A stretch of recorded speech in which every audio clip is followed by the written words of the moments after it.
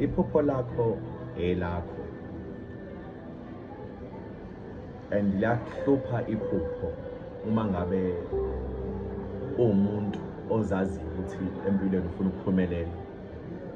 Likuhlupha unabangani, likuhlupha unomndeni, likuhlupha uzama uyibone ungayi lapho ufisa ukuya khona.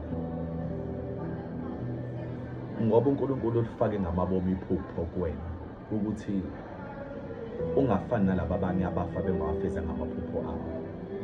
Uma ngabe uwumuntu onephupho, akumele wenze iy'nqumo ezokubuyisela emuva. Iy'nqumo ezokubuyisela emuva ilezi engam-include uNkulunkulu, ilezi ezama-shortcut. Lezo y'nqumo-ke zikubuyisela emuva kakhulu.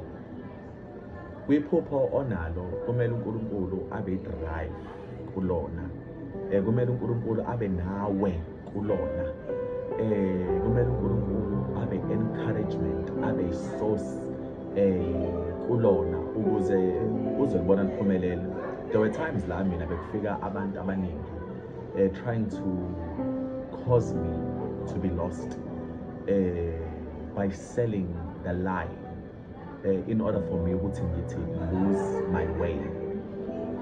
Khona la ngiphikisana nemindeni nabangani even nabantu abebenawo amandla okungibeka la ekumele ngibe khona.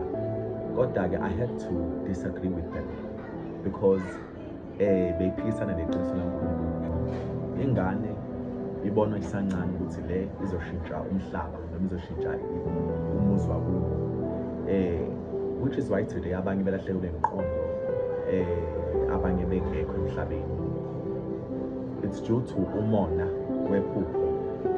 Ingakho-ke la kumele understand ukuthi uma unephupho, because of iphupho lakho, bheka ukuthi uhlanganisa nobani.